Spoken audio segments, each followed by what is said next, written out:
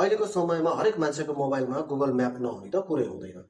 अगर हजुरसँग Google map छ भने अवश्य पनि हजुरले गुगल म्याप युज गर्नुहुन्छ। कुनै समयमा हामीसँग डाटा नहुन सक्छ, कुनै समयमा वाइफाई नहुन सक्छ। अब हामीले कसरी आफ्नो मोबाइलमा रहेको गुगल म्यापलाई अफलाइन चलाउने without data, without wifi. Hello साथीहरू, वेलकम छ हजुरहरूलाई फेरि पनि मेरो अनदर न्यू भिडियोमा। म हजुरहरूको साथीभाइ गणेश कडेरिया फेरि नयाँ भिडियो लिएर उपस्थित भइसकेको छु। अगर हजुर च्यानलमा नयाँ हुन्छ भने प्लिज च्यानललाई सब्सक्राइब गरिदिनु होला र साइडमा रहेको बेल आइकनलाई क्लिक गर्न नबिर्सिनु होला। र साथसाथै माया गरेर एउटा लाइक पनि गरिदिनु होला र एउटा मिठो कमेन्ट पनि गरिदिनु होला।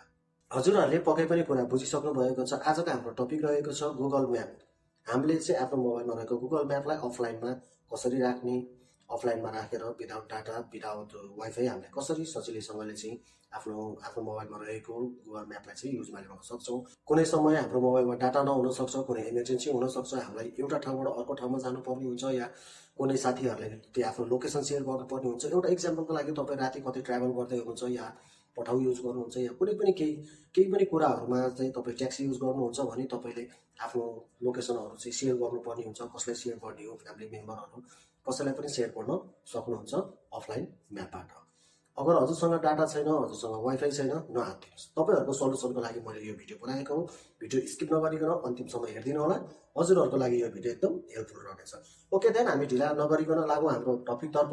म हजुरलाई मेरो मोबाइलको स्क्रिन सेयर गरेर स्टेप बाई स्टेप देखाउनेछु, सम्झाउनेछु। हजुरले पनि त्यस्तै तरिकाले आफ्नो मोबाइलमा अप्लाई गर्नु होला र अफलाइन म्याप डाउनलोड गर्नु होला। ओके देन अब म मेरो मोबाइलको स्क्रिनतर्फ सक्नुहुन्छ साथीहरू, हामी हाम्रो मोबाइलको स्क्रिनतर्फ आइसकेको छौँ। अहिलेको मोबाइल सेटहरूमा चाहिँ पहिलादेखि नै गुगल म्याप चाहिँ अलरेडी इन्स्टल भएको हुन्छ।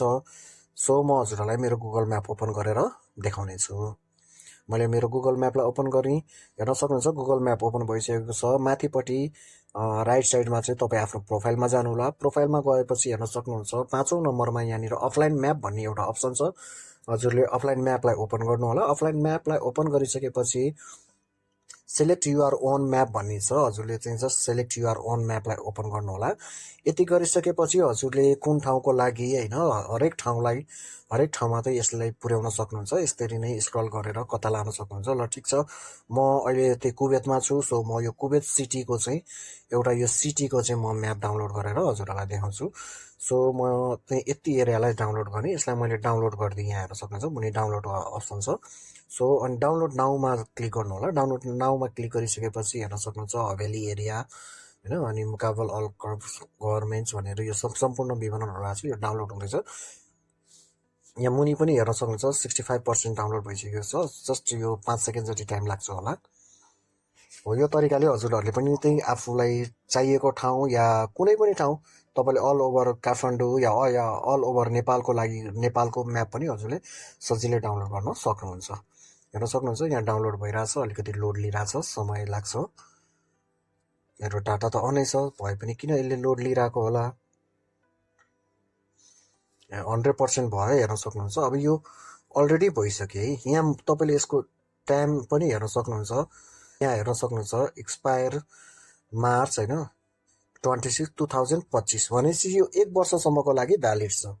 1 वर्षपछि चाहिँ हजुरले फेरि यसलाई अपलोड गर्नुपर्ने हुन्छ या अपडेट गर्नुपर्ने हुन्छ। 1 वर्षपछि हजुरले फेरि यसलाई अपडेट गर्नुपर्ने हुन्छ। सो 1 वर्षसम्मको लागि हजुरलाई यो म्याप चल्यो। अगर फेरि हजुरलाई अरू कुनै ठाउँको म्याप चाहिन्छ यसमा जानु होला। फेरि पनि अब जस्तो इक्जाम्पलको लागि कुनै पनि ठाउँको म्याप हजुरले सजिलै यस्तो तरिकाले चुज गर्न सक्नुहुन्छ। ल हेर्नु, अब हामी नेपालकै एउटा इक्जाम्पल लिउँ। म नेपालमै गरेर देखाउँछु। हेर्न सक्नुहुन्छ नेपाल आयो, यो काठमाडौँ। यति एरियालाई तपाईँले डाउनलोडमा गरिदिनु होला अनि स्टार्ट डाउनलोड गरिदिनु होला। यति भएपछि म्याप अफलाइनमा डाउनलोड भएर बस्छ। हजुरहरूले पक्कै पनि आजको कुरा बुझिसक्नु भएको छ। अगर हजुरको मनमा कुनै जिज्ञासा छ भने प्लिज तल कमेन्ट बक्समा छोटो मिठो कमेन्ट छोडिदिनु होला। अवश्य पनि म हजुरको कमेन्टको रिप्लाई दिनेछु। अगर हजुर मसँग डाइरेक्टली कन्ट्याक्टमा आउन चाहनुहुन्छ भने तल डिस्क्रिप्सन बक्समा गएर चेकआउट गर्न सक्नुहुन्छ। त्यहाँनिर हजुरले मेरो वाट्सएप नम्बर पाउनुहुनेछ, मलाई डाइरेक्टली वाट्सएप पनि गर्न सक्नुहुन्छ।